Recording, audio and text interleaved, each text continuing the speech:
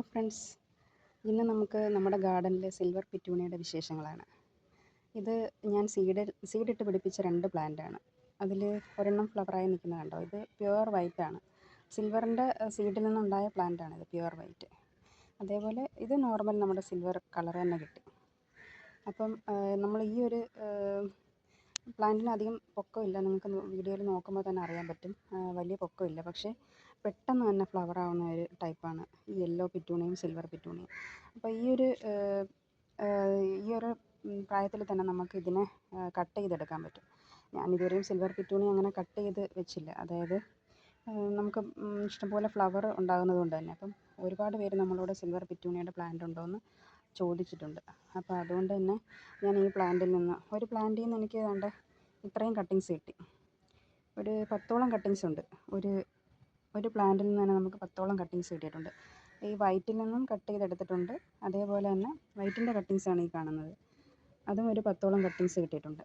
അപ്പോൾ ആ കട്ട് ചെയ്ത ഭാഗത്തെല്ലാം നമ്മൾ നോക്കിയാൽ അറിയാം, സാഫ് തേച്ച് കൊടുത്തിട്ടുണ്ട്. അതായത് പിന്നീട് വെള്ളമൊക്കെ വീണ് ഇൻഫെക്ഷൻ ആവാതിരിക്കാൻ വേണ്ടിയിട്ട് നമ്മൾ കട്ട് ചെയ്ത ഭാഗത്തൊക്കെ സാഫ് തേച്ച് കൊടുത്ത്.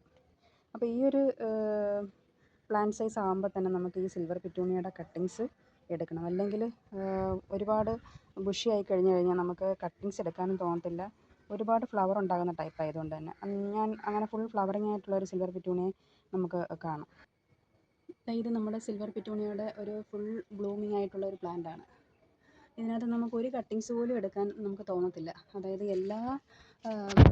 എല്ലാ ബ്രാഞ്ചിലും ഫ്ലവറായിട്ട് നിൽക്കുകയാണ്. അതേപോലെ നമ്മുടെ സിൽവർ പിറ്റൂണിയുടെ വേറൊരു പ്ലാന്റായത്. ഇതിലും അതേപോലെ തന്നെ നമുക്ക് കട്ടിങ്സ് എടുക്കാൻ തോന്നത്തില്ല. അതാണ് പ്ലാന്റിൻ്റെ ഒരു സ്വഭാവം. അതാണ് നമുക്ക് ഫുൾ ഫ്ലവറിങ് ആയതുകൊണ്ട് തന്നെ കട്ടിങ്സ് എടുക്കാൻ പക്ഷേ ഒരുപാട് പേര് കട്ടിങ്സ് എടുക്കുന്നുണ്ട്. പക്ഷേ എനിക്കെന്തോ ഇങ്ങനെ ഫ്ലവർ ചെയ്ത് നിൽക്കുമ്പോൾ കട്ടിങ്സ് എടുക്കാൻ വലിയ ബുദ്ധിമുട്ടാണ്. സിൽവർ പിറ്റൂണിയുടെ മറ്റൊരു വെറൈറ്റിയാണ് ഇത് കണ്ടോ. ഇത് സീഡിൽ നിന്ന് പിടിച്ച പ്ലാന്റാണ്. ഇത് കുറച്ച് ലാവൻഡർ കയറി വരുന്ന പ്ലാന്റാണ്. അടുത്തൊരു പ്ലാന്റ് ഉണ്ടോ? ഇതെന്ന് പറഞ്ഞാൽ ഇത് സിൽവർ പിറ്റൂണിയുടെ പ്ലാന്റ് തന്നെയാണ്, സീഡിൽ നിന്ന് കിട്ടിയ പ്ലാന്റാണ്. പക്ഷെ നല്ല ഭംഗിയുള്ള ഒരു സ്റ്റാർ ഷേപ്പ് പോലെ വന്നിരിക്കുകയാണ് ഫ്ലവർ. അപ്പം നമുക്ക് ഈ സീഡ് പിടിപ്പിക്കുന്നവരാരും തന്നെ പ്ലാന്റ് പെട്ടെന്ന് തന്നെ സെയിൽ ചെയ്യാതെ നമുക്ക് ഡിഫറെൻറ്റ് വെറൈറ്റി പിറ്റൂണിയസ് നമുക്ക് കിട്ടും. ഇത് കണ്ടോ, ഫുൾ ബ്ലൂമിങ് ആയിട്ടുള്ളൊരു പ്ലാന്റാണ്.